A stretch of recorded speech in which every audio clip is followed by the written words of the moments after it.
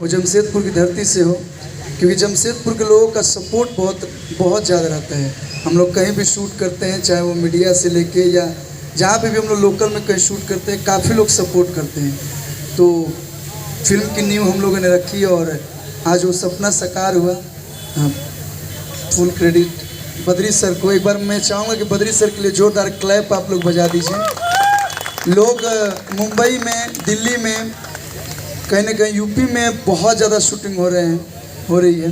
झारखंड में जब सब्सिडी मिलता था तो हम लोग एक दो बार आए हैं, लेकिन जमशेदपुर के लिए जेएमएफ जमशेदपुर म्यूजिक फैक्ट्री से ये पहली फिल्म बन रही है और उस फिल्म में मुझे कास्ट किया। थैंक यू हमारे डायरेक्टर अन्ना सर।